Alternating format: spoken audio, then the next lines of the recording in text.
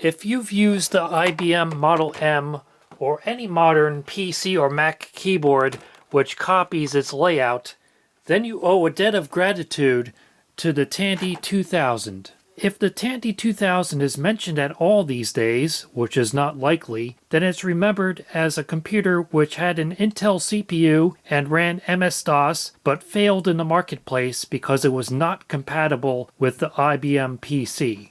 But in many ways, the Tandy 2000 was a better computer than the IBM PC. It had a faster CPU, a full 16-bit data bus, more RAM, higher capacity disk drives. It had externally accessible expansion slots, so you didn't need to open the case to add cards, and an optional tower stand almost a decade before tower cases became common. And Bill Gates used the Tandy 2000 to demonstrate the first version of Microsoft Windows because its graphical capabilities were so much better than IBM's CGA. We're proud of our work, so when we want to show someone how great MS Windows really is, we give them a demonstration on the Tandy 2000. I could do a full video about the Tandy 2000, and I would if I had one. But for now, I want to talk about one part of its innovation that often gets overlooked. Its keyboard, which in many ways was better than the IBM PCs. InfoWorld praised it by saying the Tandy 2000 keyboard is excellent. You can fly over this keyboard. People who use spreadsheet programs will like the separate cursor keys. I'm not going to dispute the build quality of the IBM Model F keyboard or the typing feel of its buckling spring key switches,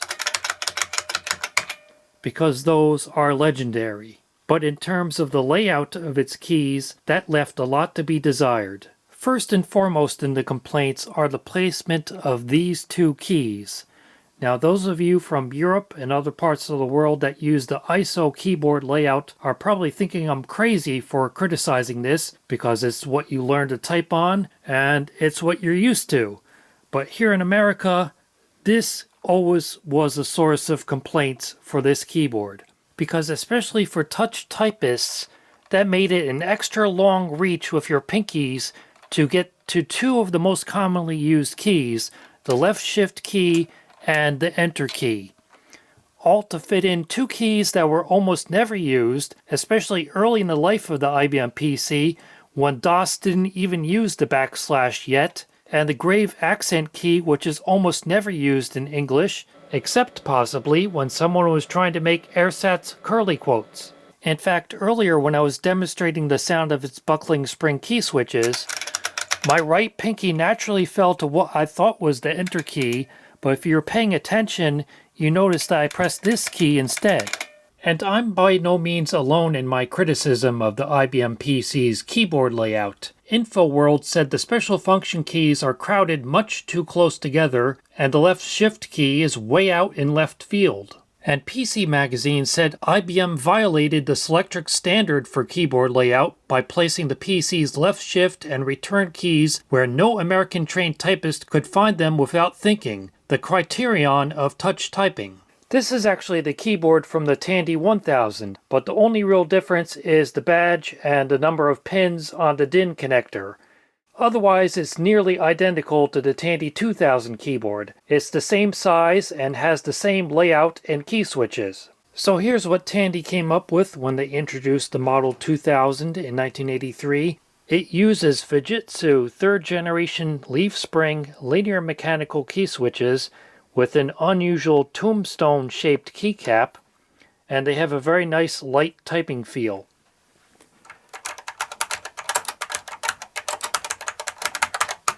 The left shift key is where it belongs, next to the Z key, and it has an oversized enter key where it belongs, next to the apostrophe key. Some reviewers did say the Tandy keyboard made it too easy to trigger caps lock when they wanted to hit the shift key, but they were probably used to the extra long stretch that the IBM keyboard required.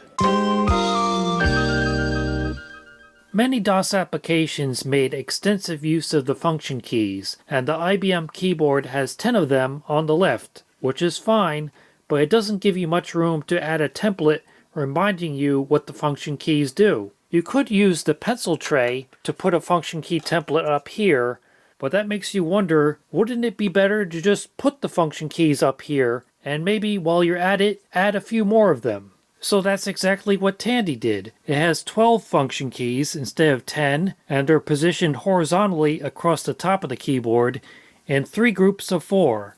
And unfortunately, I don't have any of them on hand, but the Tandy keyboard originally came with a set of removable function key templates, which you could clip into these slots here. So you could write down what the function keys do in your favorite software, and then as your programs changed, you could remove them and put new ones in.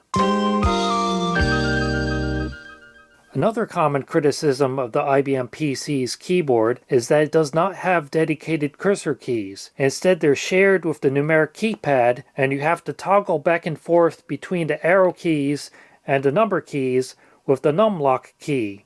And none of the lock keys have indicator lights on them, nor do they stay down when engaged, like some keyboards do. So it was always a guessing game when you walked up to an IBM PC as to whether any of the lock keys were engaged or not, leading some software applications to put on-screen indicators serving that purpose, such as Lotus 123. And some aftermarket companies came up with extra arrow keys that you could clip onto the top of the IBM keyboard, allowing you to leave the numeric keypad in numlock mode while still having dedicated arrow keys. Whereas the Tandy keyboard has dedicated cursor keys in the now common inverse T layout, and the numeric keypad has its own enter key, which the IBM keyboard did not. And the Tandy keyboard has indicator lights for caps lock and numlock built into the keys themselves, which I think is the best place to put them because there's never any confusion as to what the light means. When the light is on, you know that key is engaged, and when the light is off, you know the key is off. But did you notice something missing? You may have seen videos and articles proclaiming the scroll lock key to be forgotten, inactive, or even secret because it seems like nobody ever used it. Well, Tandy was wondering about that all the way back in 1983, and they decided that since the scroll lock key didn't seem to serve any useful purpose, they just leave it off entirely. But you may have noticed that the IBM keyboard has break as a sub-function of the scroll lock key, which is definitely useful. So Tandy kept the break key as its own key on the keyboard.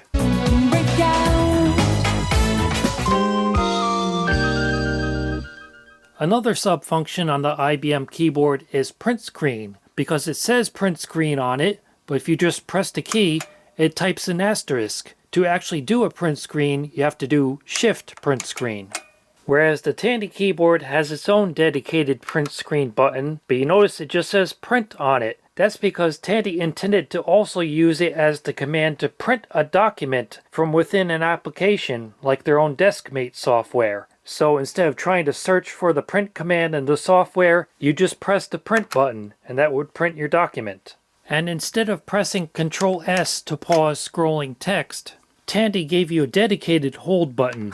Although I will say the placement is a bit unfortunate because it's so close to the enter key. So if you overshoot enter, it's possible to accidentally hit the hold button and then wonder why your computer's not doing anything. They also decided to put some of the less commonly used characters as an overlay on the numeric keypad, including the backslash key, which isn't so convenient when you're trying to type path names in DOS. So the Tandy keyboard layout isn't perfect either, but you know they got a lot of it right when IBM ended up copying it on the Model M. Proper size and placement of the Shift and Enter keys, 12 function keys horizontally across the top in 3 sets of 4, a dedicated print screen key, a dedicated pause or hold key, a dedicated inverse T arrow key cluster, and an extra enter key on the numeric keypad. All features that Tandy pioneered and IBM copied. And Low-End Mac came to the same conclusion as me. They said Tandy was one of the first to move the F keys to the top of the keyboard and group them, and also one of the first to put the arrow keys in an inverted T formation. These have since become standard features on almost every desktop keyboard. Unfortunately, IBM used different scan codes for the F11 and F12 keys than Tandy did, so software designed for the Tandy scan codes for those keys won't work on an IBM-style keyboard and vice versa, and this includes the later Tandy 1000 models which used an IBM-style keyboard. So for example, here I'm running the original version of DeskMate designed for the original Tandy keyboard, which uses the F12 key to exit. So on the original keyboard, F12 works perfectly fine. But on the updated IBM style keyboard, that key does nothing. So the only way to get out is to do the 3-finger salute. The only older personal computer I can find with a similar keyboard layout is the DEC Rainbow from 1982, but it kept the mistake of forcing you to reach across seldom used keys to get to the shift and return keys, and they went way overboard with the function keys, giving you 24 of them. And it took a while for IBM to settle on the keyboard layout we all know and love today, because in 1984 they released the AT, whose keyboard layout fixed some of the problems of the original PC, but ended up creating some new ones, such as moving the escape key to the numeric keypad and moving the backslash key up here, forcing the backspace key to be half the size it should be, not good if you make mistakes. And not being content to just have one key nobody ever used, they added another one, System Request. And also in 1984, IBM released the PC Junior, and we all know how great that keyboard was.